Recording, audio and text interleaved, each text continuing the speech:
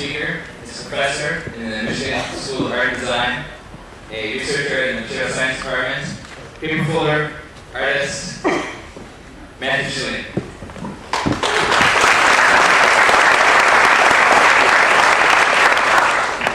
Hi everybody, can you guys hear me? So my name is Matt Shlian. I'm a paper engineer, artist, designer. I teach. I've been at the University of Michigan teaching at the School of Art and Design for about 4 years. I teach classes in paper engineering and in Foundations of Design 2D and 3D. I also have a joint appointment as a research, it's a scholar in the research department of the Material Science and Engineering department. We fold things on a micro scale. I have a studio I run in Ann Arbor called the Dharma Initiative. It's on the west side. I also do paper engineering and packaging design for Apple. I'm not going to talk about any of that stuff. Instead, I don't have to talk about my work in 5 minutes. There's a lot of stuff, so I'm just going to tell you some stories of why I left the world of commercial design and paper engineering. And in the background, I'll just have images of my work. There's a break after this. I'll be outside, and you guys can play with things if you want. Let's see. So I was 21 years old, and I was a paper engineer designing pop-up books and greeting cards and all sorts of paper and whatnot. I had just graduated college, and I was the youngest paper engineer in this company by about 20 years. And we were approached by an orange juice company, and I forget the name of the company, but their slogan was fresh as fresh can be, and they wanted a retro look, and that was it. Usually the write-ups were very descriptive. They wanted, such and such amount of money. They didn't care. They wanted us to go big, magazine insert. And so 4 of the 5 designers interpreted it as 1950s retro, fresh as fresh can be, pick an orange off a tree type thing. I'm a different generation. And so when I hear fresh and retro, I think, yo, that's fresh, 1980s retro. So I use pop-up turntables, and on the surface of the turntables, I put this lenticular material, which is that image shifting stuff, you guys know what I'm talking about? And it's got grooves on it, so if you scratch it, it kind of sounds like you're scratching a record. You put a sound chip inside it, so when it popped open, it went, and you could scratch it.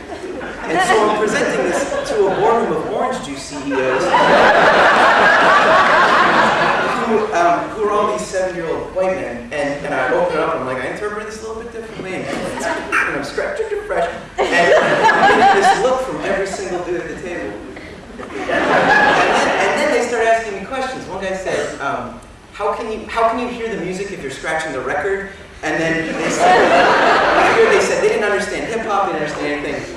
It was a debacle. My company made fun of me for weeks afterwards. They wouldn't let me live it down until Cool Cigarettes had a national DJ competition and they wanted pop-up turntables, and they're coming to Matt. Like, come on, give me nothing. But before I left, I did one other job just before that, and it was for the I don't really want to. Well, I'll tell it to you. It was for the Art Institute of Chicago, and it was a pop-up nativity scene. And I was raised Jewish, and I don't know what goes in a nativity scene. So I'm googling up nativity scene, and I'm putting in chickens and camels. I put in the barn and the star and Jesus in the way.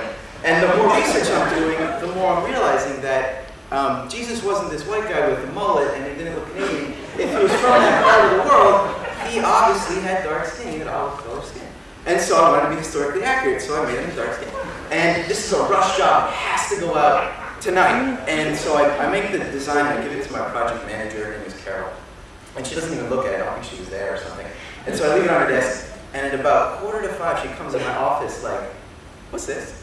And I'm like, oh, that's the pop-up nativity scene for the Art Institute. It's pretty cool, right? She goes, yeah, why the fuck are they black? They're not black, they're olive skin, and technically speaking, I'm trying to restore. Shut up, she's saying, shut up, you can't use this, we can't send this out to the Art Institute. You gotta redo it. And I said, I don't have time to redo this. This has to go out tonight. FedEx will be here, in 15 minutes. And she's like, well, we can't send this out. What are we going to do? And I said, I don't know. And she came back to my office with the card in one hand and a whiteout pen in the other. And she was like, white them out. And I was like, no! And so I'm whiting out their little faces. It's terrible. It's one of the ugliest cards I've ever made. And we send it to the Art Institute. They freak out. They love it. They end up buying it, and they make a couple changes. One thing they do is they take out all the chickens and the horses and all the farm animals and so on.